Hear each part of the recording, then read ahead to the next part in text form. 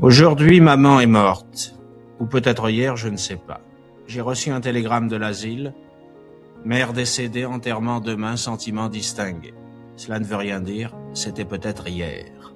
Après ces mots simples et déconcertants, sans emphase, sans justification, une certaine manière d'être au monde est déjà posée. Cette voix, détachée face à la perte, ne surgit pas par hasard.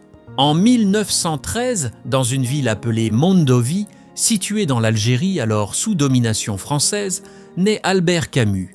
Entre des rues modestes, un silence social pesant et l'inégalité quotidienne, se forme une sensibilité peu commune. Rien ne laissait présager une future reconnaissance intellectuelle. Seulement la pénurie, la perte précoce et un environnement marqué par l'instabilité historique.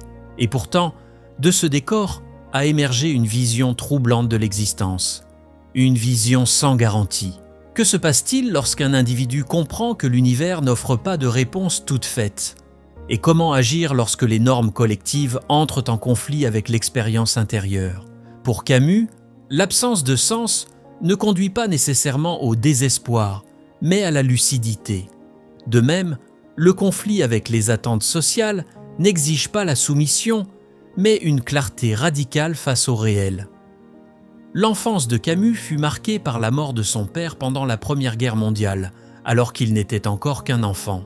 Élevé par sa mère dans des conditions matérielles très modestes, il dut affronter des limites qui façonnèrent durablement sa perception de l'injustice, de l'effort et de la survie. Ce contact direct avec la fragilité ne le conduisit ni à la foi religieuse, ni à la recherche d'un réconfort transcendant. Au contraire, il nourrit une réflexion exigeante sur la souffrance, l'éthique et la responsabilité individuelle. Tout au long de son parcours, Camus développa la notion de l'absurde, la tension permanente entre le besoin humain de comprendre et l'indifférence du monde. Cette idée traverse ses romans, ses essais et ses prises de position, constituant l'axe central de sa pensée. Plutôt que de promettre une rédemption, son écriture propose un affrontement conscient avec la réalité telle qu'elle se présente. Parmi les œuvres majeures issues de cette réflexion figurent L'étranger, La peste et le mythe de Sisyphe. C'est à ces 3 livres que cette vidéo est consacrée. Chacun aborde, par des voix distinctes, des thèmes tels que la mort, le choix, la souffrance collective et la manière dont l'individu se situe face à l'absence de finalité ultime. Il ne s'agit pas d'offrir du réconfort, mais de provoquer une réflexion honnête. Qu'est-ce que la vie sinon un vaste désert où nous nous perdons sans savoir pourquoi ? Et pourtant, nous choisissons d'exister, même sans réponse, même sans sens. Car, au final, la seule vraie mort est celle qui consiste à renoncer à vivre.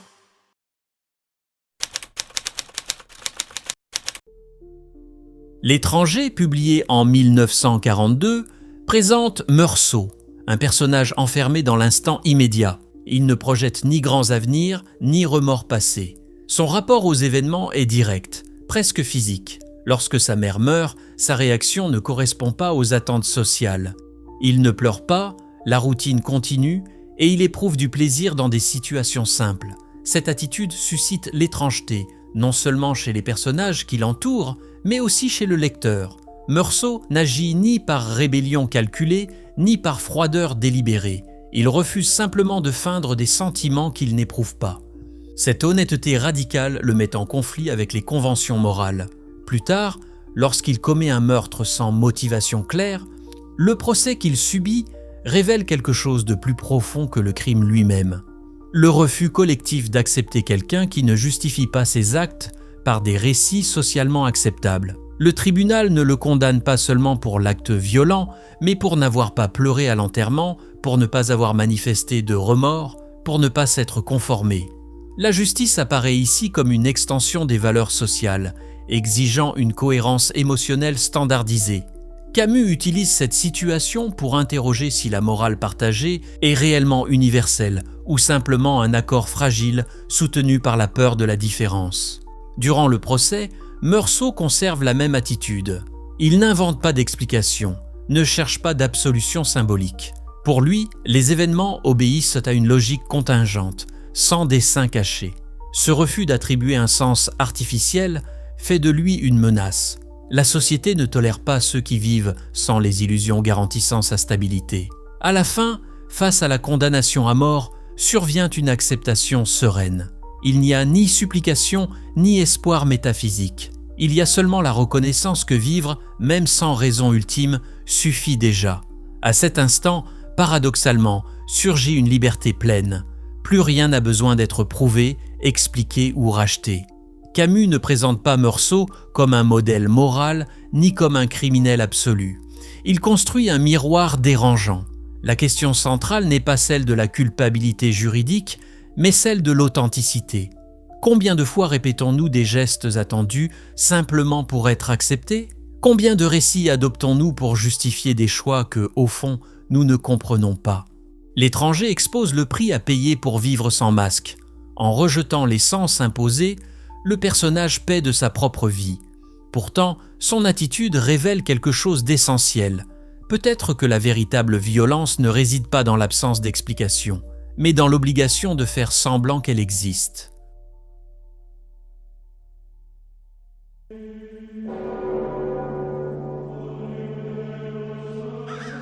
Dans un monde où la mort guette à chaque coin de rue, qu'est-ce qui importe vraiment ? La lutte pour la survie ? La signification de la douleur ? Peut-être que la seule vérité est qu'au final, le simple fait d'aller de l'avant est la seule façon de résister au vide.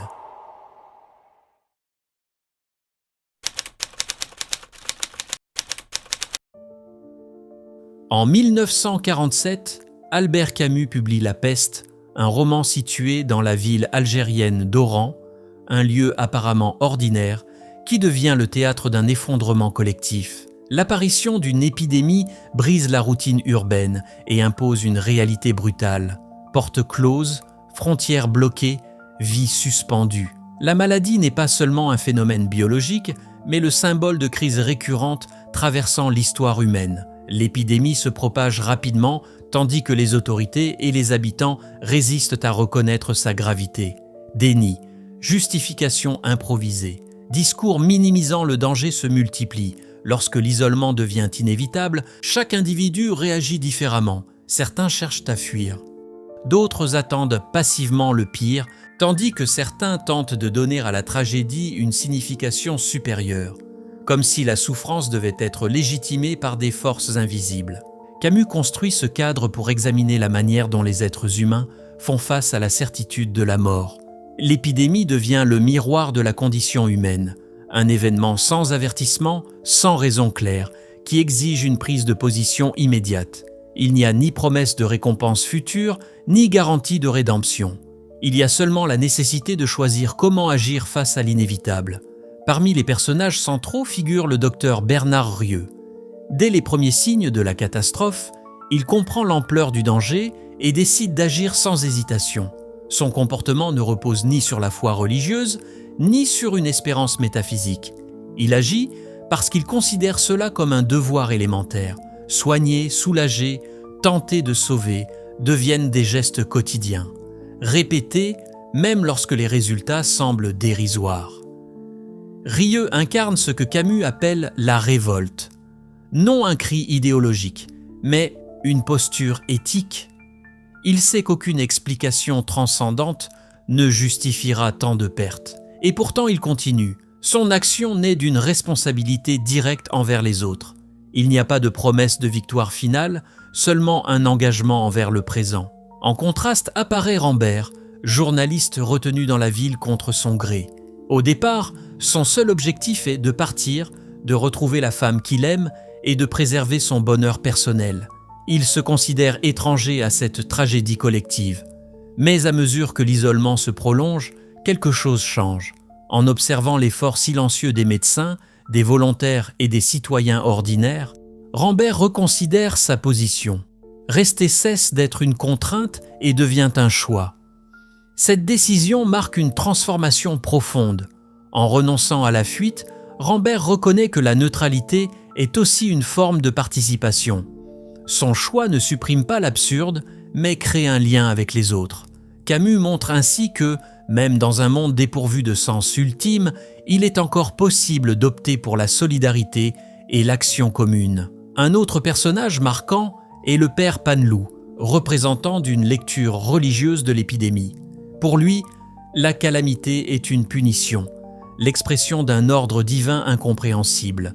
Ses sermons cherchent à inscrire la douleur dans une logique morale supérieure. Camus utilise cette figure pour interroger le besoin humain de justifier les tragédies par des récits absolus, surtout lorsque ces explications éloignent de la responsabilité concrète. Au fil de l'avancée de la maladie, Oran devient un espace de tension permanente. Espoir, peur et fatigue coexistent au quotidien. La résistance ne se limite pas au désir de survie individuelle.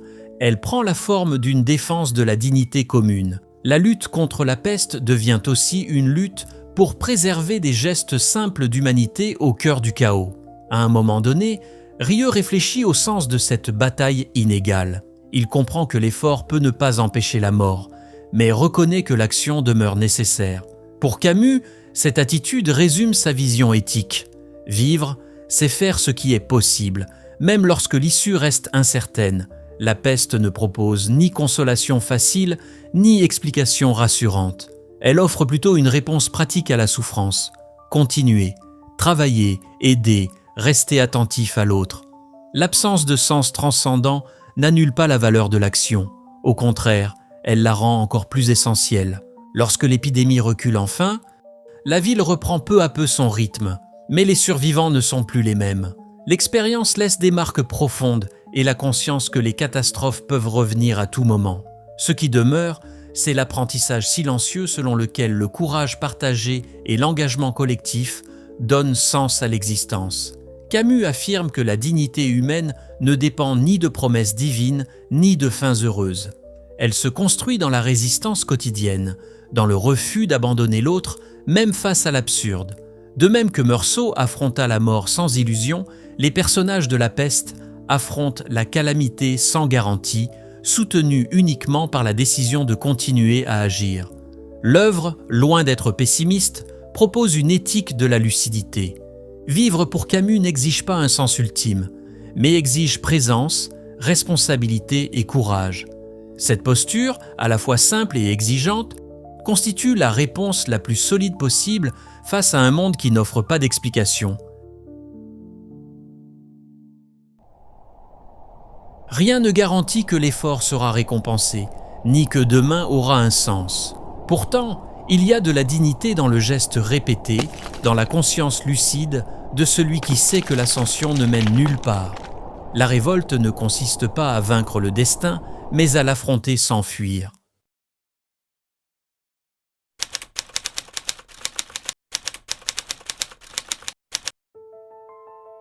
Publié en 1942, le mythe de Sisyphe occupe une place centrale dans la réflexion philosophique d'Albert Camus. Dans cet essai, l'auteur formule avec précision la notion de l'absurde, en examinant le conflit permanent entre l'exigence humaine de sens et un monde qui demeure silencieux.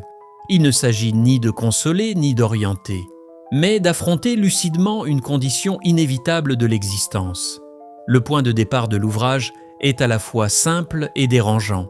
L'être humain réclame clarté, direction et finalité, tandis que la réalité reste muette face à ses attentes. De cette collision naît l'absurde. Camus ne le définit pas comme un sentiment passager, mais comme la conscience lucide de la disproportion entre l'attente et le réel. Quel que soit l'effort intellectuel ou spirituel déployé, l'univers ne fournit aucune justification. Pour illustrer cette condition, Camus se tourne vers la mythologie grecque et la figure de Sisyphe. Condamné par les dieux, celui-ci doit pousser un énorme rocher jusqu'au sommet d'une montagne pour le voir retomber aussitôt. Le châtiment est sans fin, sans récompense. Cette répétition infinie symbolise les tâches humaines qui n'atteignent jamais une conclusion définitive. Travailler, persévérer, tenter de comprendre, tout recommence. Ce qui rend ce mythe décisif n'est pas le châtiment lui-même, mais l'interprétation que Camus en propose. Plutôt que de voir Sisyphe comme une victime écrasée, il le présente comme un être conscient de sa situation. En reconnaissant l'inutilité de son effort, il cesse d'attendre une délivrance salvatrice. Cette lucidité dissipe l'illusion et fait naître une forme inattendue de liberté.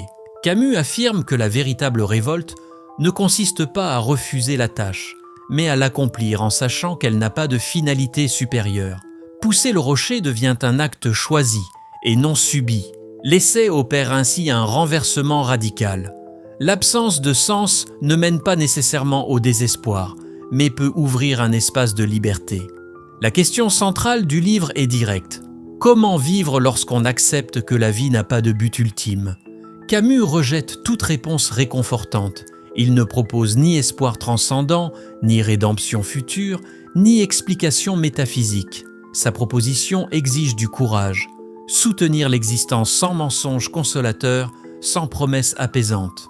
C'est dans ce cadre qu'apparaît la réflexion sur le suicide.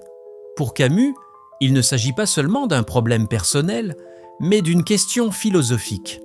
Face à l'absurde, la tentation de renoncer à la vie peut sembler compréhensible, mais il interprète cet acte comme une négation de la condition humaine. Se donner la mort serait fuir le combat plutôt que l'assumer. L'alternative qu'il propose est plus exigeante. Demeurer, continuer à vivre malgré l'absence de garantie est un acte de résistance. Cette persistance n'est pas une résignation passive, mais une affirmation active. Accepter l'absence de réponse définitive n'implique pas de renoncer à l'intensité, mais de la vivre sans illusion. Camus examine également le rôle de la religion dans ce contexte. Selon lui, les systèmes de croyance offrent souvent des explications qui adoucissent la douleur, promettant des compensations futures ou des justifications divines. S'il reconnaît la valeur subjective de la foi pour de nombreuses personnes, il en interroge la fonction philosophique. Donner un sens transcendant à la souffrance serait une manière d'éviter l'absurde plutôt que de l'affronter. La liberté, dans cette pensée, ne repose ni sur un destin grandiose, ni sur une mission cosmique. Elle naît de l'acceptation claire des limites. Lorsqu'on comprend qu'aucune victoire finale n'est garantie, chaque choix acquiert une valeur propre. L'action cesse d'être un moyen pour une fin lointaine et prend une signification immédiate. Sisyphe représente ainsi tous ceux qui continuent en sachant qu'il n'y aura pas de conclusion. L'effort répété, loin d'être vide, devient une expression de la dignité. Le rocher ne reste jamais au sommet, mais le geste de le pousser affirme une posture face au réel. Camus insiste sur le fait que l'absurde ne doit pas être redouté. Il ne prône ni indifférence, ni apathie, ni froideur émotionnelle.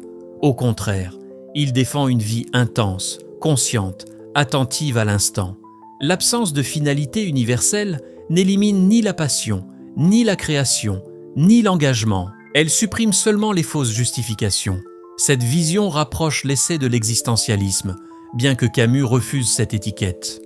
Sa philosophie ne cherche pas à définir l'être humain par une essence, mais par une attitude. Ce qui importe n'est pas de trouver une réponse définitive, mais de maintenir un rapport honnête avec le monde. À la fin du mythe de Sisyphe, Camus affirme qu'il faut imaginer Sisyphe heureux. Cette phrase ne suggère pas une joie naïve, mais une sérénité lucide. Le bonheur possible naît de l'accord entre la conscience et la réalité. Il n'y a pas d'espoir de rédemption, mais une fidélité à l'expérience vécue. La conclusion de l'essai renforce cette position. La dignité humaine ne dépend pas d'un sens transcendant. Elle se construit dans la résistance quotidienne, dans le refus de fuir, dans la décision de continuer. La lutte contre l'absurde suffit, à elle seule, à remplir une existence. Et on arrive à la fin de cette vidéo. L'héritage de Camus demeure actuel parce qu'il ne propose aucun raccourci. Sa pensée ne s'est pas arrêtée avec sa mort accidentelle. Le 4 janvier 1960, elle continue de nous confronter à un monde sans garantie, mais pas sans choix. La question posée par le mythe de Sisyphe n'appelle pas une réponse abstraite, mais une attitude. Comment vivre face à l'indifférence du réel ? Camus n'offre pas de solution finale, seulement une exigence. Continuer, agir, préserver sa dignité. Non pas avec une certitude, mais avec une exigence héritée de Camus. Regardez le monde avec lucidité et refusez les illusions confortables. Et vous, que feriez-vous face à l'absurde ? Cette pensée vous accompagne-t-elle encore aujourd'hui ? Si l'œuvre de Camus continue de traverser le temps, c'est parce qu'elle nous parle sans détour, avec une honnêteté rare et nous rappelle que la dignité humaine commence par un regard clair. À la prochaine.